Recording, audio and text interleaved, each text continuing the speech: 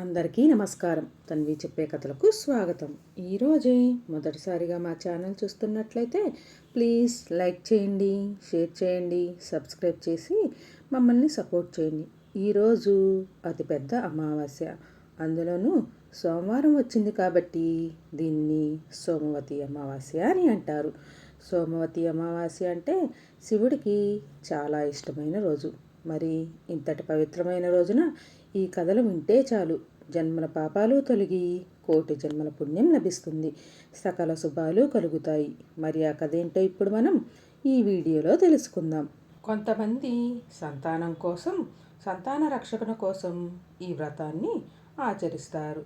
వివాహం అయ్యి చాలా కాలానికి కూడా సంతానం కలగని స్త్రీలు ఈ వ్రతాన్ని ఆచరించవచ్చు. ఇప్పుడు వ్రత కథను విందాము. పూర్వము పిల్లలమర్రి అనే గ్రామంలో సంతాన రామదావనులు అనే పండితులు ఉండేవాడు.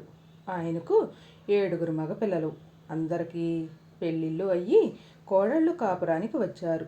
పెద్ద కోడళ్ళు 6 పిల్లలు పుట్టారు. కానీ చిన్న కోడలు సుగుణకు మాత్రం పిల్లలు పుట్టడం, వెంటనే చనిపోతూ ఉండడం జరిగేది. అలా మొత్తం 6 సార్లు జరిగింది. ఆ కారణంగా ఆ కోడలికి 6 సంవత్సరాలు పోలాల అమావాస్య వ్రతం చేసుకోవడం కుదరలేదు. అందుచేత సుగుణ అంటే వారికి ఎంతో కోపము. సూటిపోటి మాటలతో బాధించేవారు. 7వ సంవత్సరం సుగుణ మరొకసారి గర్భవతి అయింది. ఈసారి సుగుణ్ణి పిలవకుండా వ్రతం చేసుకోవాలని పెద్ద కోడలు నిర్ణయించుకున్నారు. సరిగ్గా శ్రావణ అమావాస్య రోజు సుగుణ ప్రసవించి ఒక మృత శిశువు కనింది. ఆ సంగతి తోటి కోడళ్లకు తెలిస్తే తనను వ్రతానికి పిలవరు అని తలచి చనిపోయిన బిడ్డను తన గదిలోనే దాచిపెట్టి ఎవరికి అనుమానం రాకుండా తన కడుపు దగ్గర చిన్న గుడ్డల మూట ఉంచి తన తోటి కోడలతో కలిసి పోలాల అమావాస్య వ్రతాన్ని ఆచరించి ఆ తర్వాత తన ఇంటికి వచ్చి మరణించిన తన పుత్రుణ్ణి ఎత్తుకొని కన్నీటితో శ్మశానానికి వచ్చి గతంలో తన పుత్రుల సమాధుల దగ్గర కూర్చొని కన్నీరు మున్నీరుగా విలపించసాగింది.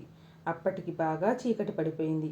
ఆ సమయంలో గ్రామ సంచారానికి బయలుదేరిన పోలాలమ్మ దేవి సుగుణ దగ్గరకు వచ్చి ఎందుకు రోధిస్తున్నావు అని అడిగింది. సుగుణ తన కన్నీటి కథను వివరించి చెప్పింది.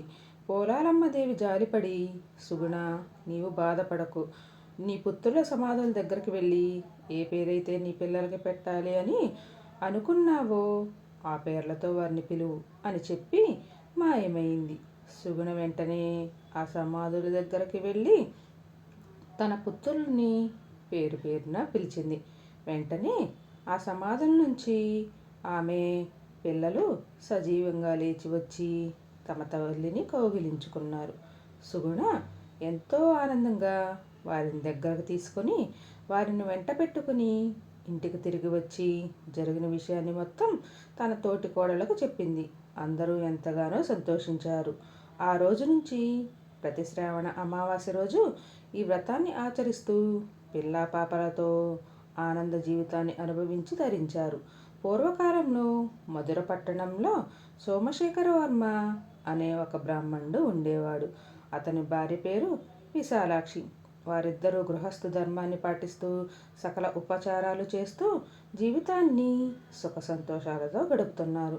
ఆ దంపతులకు పుణ్యాన్ని సంపాదించాలి అనే కోరిక కలిగినది. వెంటనే గంగానది స్నానానికి వెళ్ళి అక్కడ గంగలో స్నానం చేసి గంగను కలశాలతో పట్టుకొని తులసి దళాలను అందులో ఉంచుకొని కాలినడకన ప్రయాణం చేస్తూ ఉన్నారు.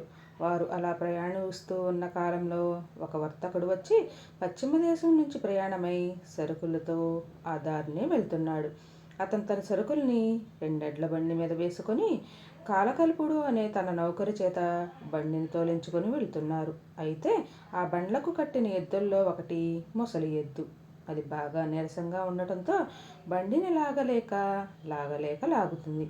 అప్పుడు ఆ నౌకరు కదల్లేని ఆ ఎద్దుని కర్రతో గట్టిగా కొట్టాడు. ఆ బాధను భరించలేక ఆ ఎద్దు నేలపై పడిపోయింది. వెంటనే ఆ ఎద్దుల బండి నేలకు ఒరిగిపోయింది. తన మీద ఉన్న బరువు తగ్గిపోవటంతో ఆ ఎద్దుకు కోపం వచ్చి కాలకల్పుడు గుండెల మీద తన్నింది. ఆ పోటు భరించలేక ఆ నౌకరు నేలపై పడి మూర్ఛ చెంది చివరికి మరణావస్థలో పడ్డాడు. అదే దారిలో ప్రయాణం చేస్తున్న సోమశేఖర శర్మ దంపతులకు అతను కనిపించాడు. అతని దుస్థితిని చూసి ఎంతగానో జాలిపడ్డారు. అతని ప్రాణాపాయ స్థితిలో ఉన్న విషయాన్ని గ్రహించి తమ వద్ద ఉన్న గంగాజలాన్ని తనపై చల్లారు. నోటిలో ఆ గంగాజలాన్ని పోశారు. తర్వాత ఆ తులసి దళాలను అతని శరీరంపై విడిచివారు. అక్కడి నుంచి వెళ్ళిపోయారు. చివరికి అతను అదే ప్రదేశంలో తన ప్రాణాలను విడిచిపెట్టాడు.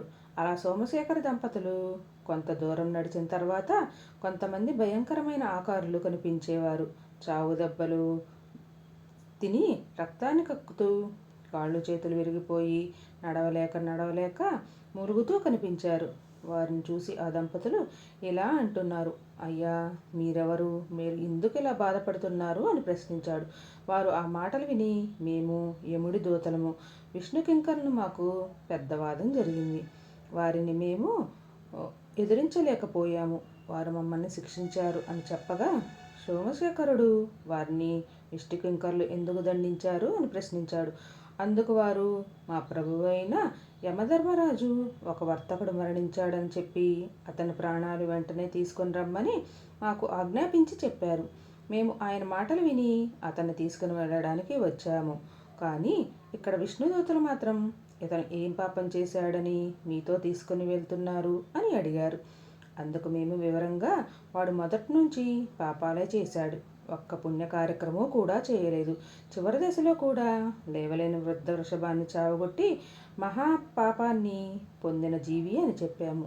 అందుకు వారు ఇలా అన్నారు, అంగీకరించలేదు కూడా. ఇతను చాలా పుణ్యాత్ముడు. అసలు ఇతడు ఏ పాపాత్మూ చేయలేదు. ఇతను మరణావస్థలో ఉండగా గంగాజలాన్ని తులసితో కలిపి నీటిలో తాగాడు.